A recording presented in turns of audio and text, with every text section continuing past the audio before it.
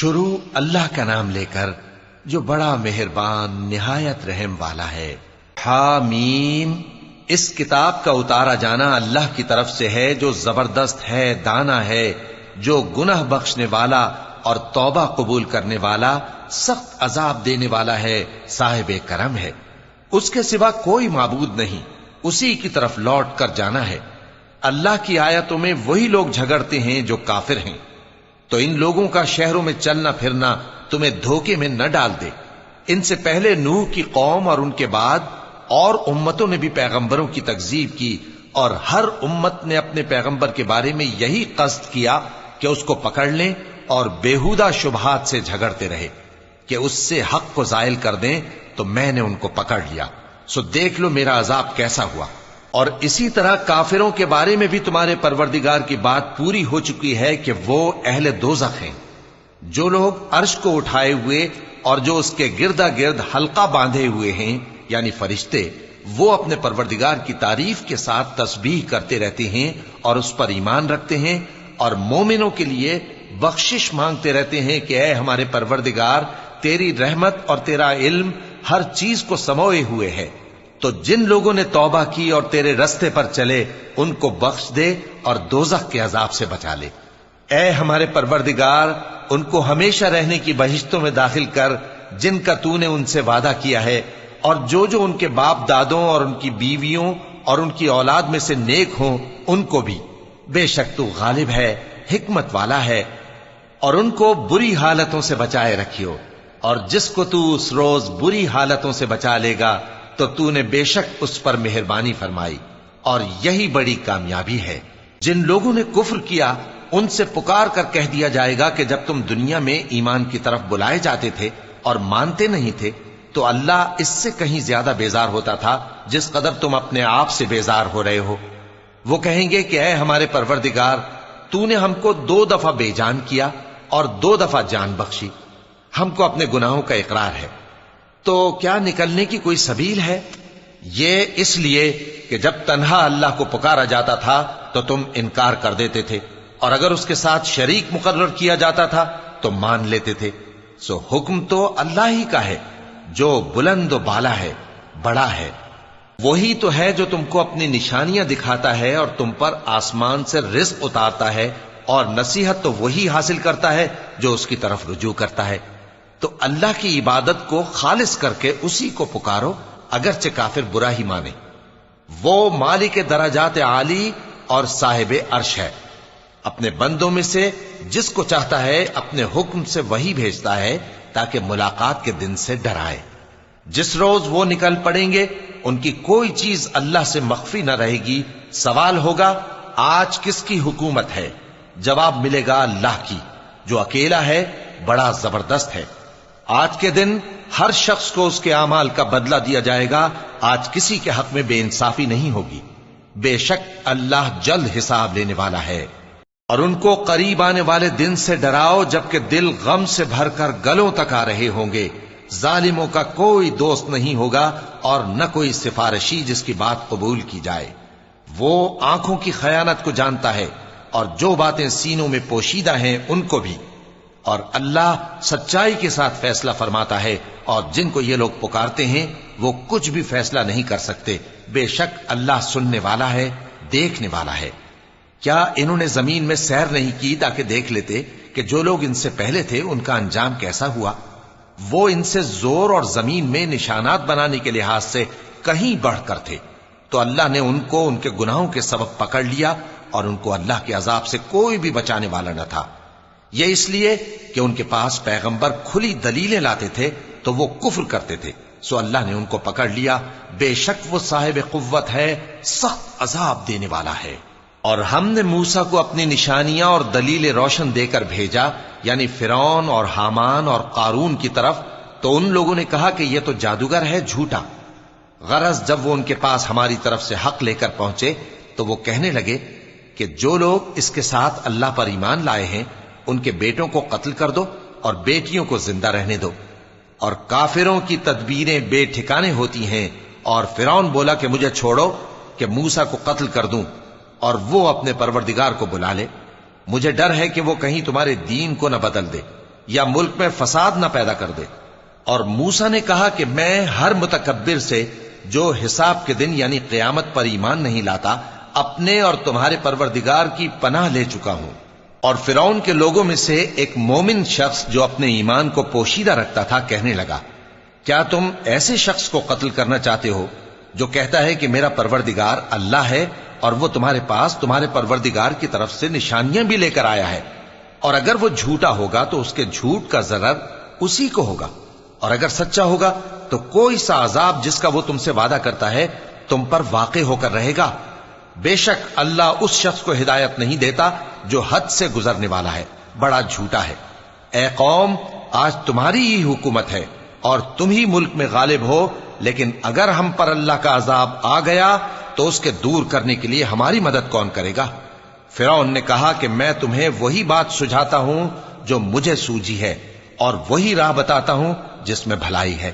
تو جو مومن تھا وہ کہنے لگا کہ اے قوم، مجھے تمہاری نسبت خوف ہے کہ تم پر دوسری امتوں کی طرح کے دن کا عذاب آ جائے، جیسے نوح کی قوم اور عاد اور سمود اور جو لوگ ان کے بعد آئے ہیں ان کے حال کی طرح تمہارا حال نہ ہو جائے۔ اور اللہ تو بندوں پر ظلم کرنا نہیں چاہتا۔ اور اے قوم، مجھے تمہاری نسبت پکار کے دن یعنی روز قیامت کا خوف ہے، جس دن تم پیٹ پھیر کر قیامت کے میدان سے بھاگو گے، اس دن تم کو کوئی عذاب الہی سے بچانے والا نہ ہوگا، اور جس شخص کو اللہ گمراہ رہنے دے اس کو کوئی ہدایت دینے والا نہیں۔ اور پہلے یوسف بھی تمہارے پاس کھلی باتیں لے کر آئے تھے، تو جو وہ لائے تھے اس کی طرف سے تم برابر شک ہی میں رہے، یہاں تک کہ جب وہ وفات پا گئے تو تم کہنے لگے کہ اللہ ان کے بعد کبھی کوئی پیغمبر نہیں بھیجے گا۔ اسی طرح اللہ اس شخص کو گمراہ رہنے دیتا ہے جو حد سے نکل جانے والا، شک کرنے والا ہو۔ جو لوگ بغیر اس کے کہ ان کے پاس کوئی دلیل آئی ہو اللہ کی آیتوں میں جھگڑتے ہیں، اللہ کے نزدیک اور مومنوں کے نزدیک جھگڑا سخت ناپسند ہے۔ اسی طرح اللہ ہر متکبر سرکش کے دل پر مہر لگا دیتا ہے۔ اور فرعون نے کہا کہ حامان، میرے لیے ایک محل بناؤ تاکہ میں اس پر چڑھ کر رستوں پر پہنچ جاؤں، یعنی آسمان کے رستوں پر، پھر موسیٰ کے معبود کو جھانک کر دیکھ لوں، اور میں تو اسے جھوٹا سمجھتا ہوں۔ اور اسی طرح فرعون کو اس کے اعمال بد اچھے معلوم ہوتے تھے اور وہ رستے سے روک دیا گیا تھا، اور فرعون کی تدبیر تو بیکار تھی۔ اور وہ شخص جو مومن تھا اس نے کہا کہ بھائیو، میرے پیچھے چلو، میں تمہیں بھلائی کا رستہ دکھاؤں گا۔ بھائیو، یہ دنیا کی زندگی چند روز فائدہ اٹھانے کی چیز ہے، اور جو آخرت ہے وہی ہمیشہ رہنے کا گھر ہے۔ جو برے کام کرے گا اس کو بدلہ بھی ویسا ہی ملے گا، اور جو نیک کام کرے گا، مرد ہو یا عورت، جبکہ وہ صاحب ایمان بھی ہو، تو ایسے لوگ بہشت میں داخل ہوں گے، وہاں ان کو بے حساب رزق ملے گا۔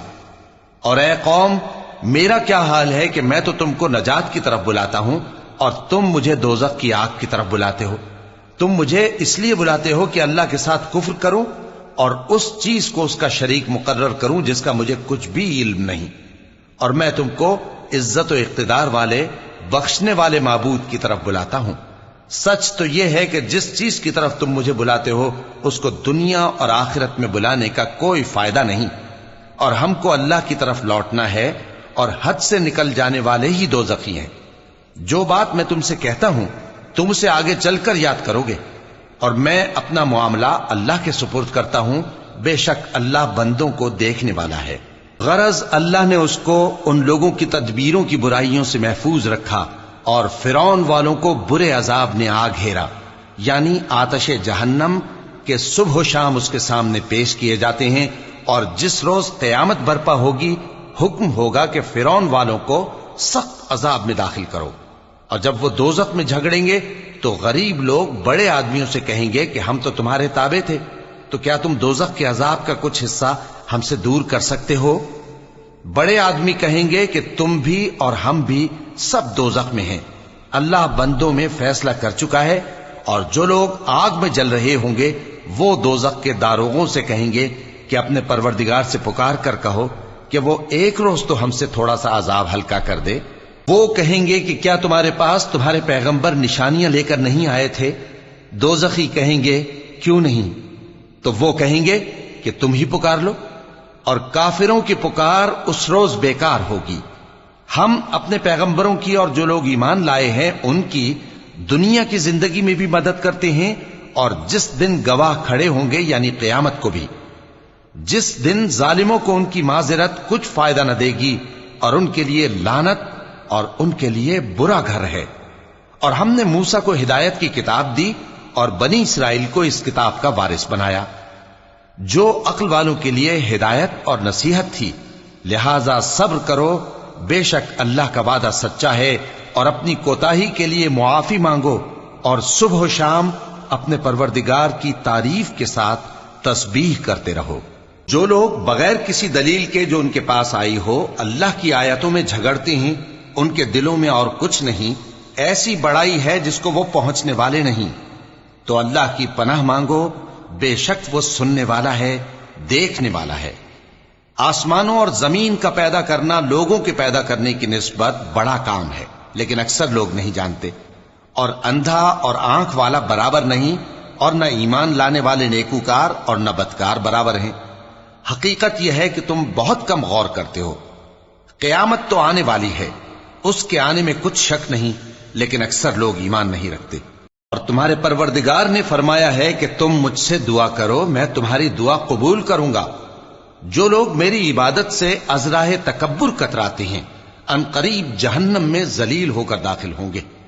اللہ ہی تو ہے جس نے تمہارے لیے رات بنائی کہ اس میں آرام کرو، اور دن کو روشن بنایا کہ اس میں کام کرو۔